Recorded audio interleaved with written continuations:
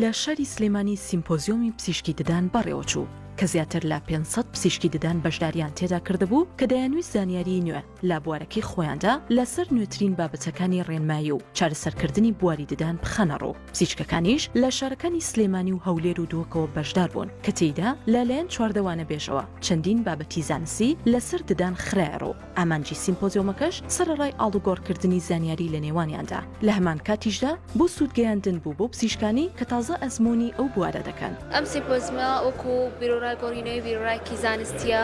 ئەوانە بێژانە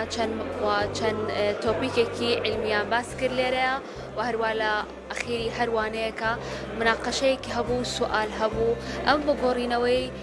ڕای زانستی لە بینی دکتۆرەکانە و هەروە پێدانی زانیاریە بۆ ئەوانی کە لێ ئامادە بوون چونکە تیای بوو تازە خریج بوو تیای بوو خبرێکی باشی هەبوو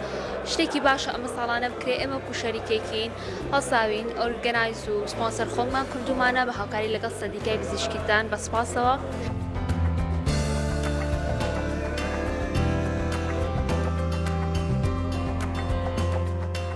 باوتەی پزیشکانی پسپۆری ددان زیاتر لە 12 جۆری پسپۆری لە بواری دداندا هەیە کە لەلایەن وانەبێژانی ئەم سیمپۆزیۆمەوە زیاتر لە 6 پسپۆری پزیشکی بۆ ئامادەبووان خرایەڕۆ کە خۆی دەبینیەوە لە ڕاستکردنەوەی ددان چاکردنەوە و دروستکردنەوە و نەشتەرگاری شەویلگە و ڕۆ لەگەڵ پاراستن و چارەسەرکردنی ددانی منداڵ. من وەک پزیشکێکی ددان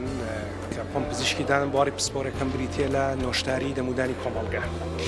ئەم بابەتم لە ساڵی 2012 و 2013 لە وڵاتی بەریتانیا خوێندووە و ئەم بابەتەش کە ویستم ئەمڕۆ بۆ هاوپیشەکانم باسی بکەم هەڵبەت جاری یەکەمم نییە بۆ منە هەر لە گراملینەوە سێم جار مەکە وانی زانستی ئەڵێمەوە هەرم وانی کە ئەمڕۆ وتمەوە مانگێک پێش ئێستا لە ئێران بانگێشکرابووم سپاس و پێش 2 هەفتە لە نەجەف بانگێشکرابووم کە ئەم بابەتە بڵێمەوە. ئەم بابەتە زیاتر بریتیە لە پاراستن و چارەسەرکردنی ددان بە کەمترین دەستکاری. لێرە ئەمە نمونەی دەمودانی مناڵانمان وەرگرت بوو بۆی کە بابەتەکە شیکاری بکەین بەڵام لە هەمان کاتە هەمان کۆنسپت هەمان چەمکی کەمترین دەستکاری بۆ نەخۆشەکانی پووک و بۆ نەشتەرکاری شەویلگە و ڕوو بۆ چاندنی ددان و بۆ هەموو بابەتەکانی تر و بوارەکانی تری پزیشکیدان گرنگی خۆی هەیە.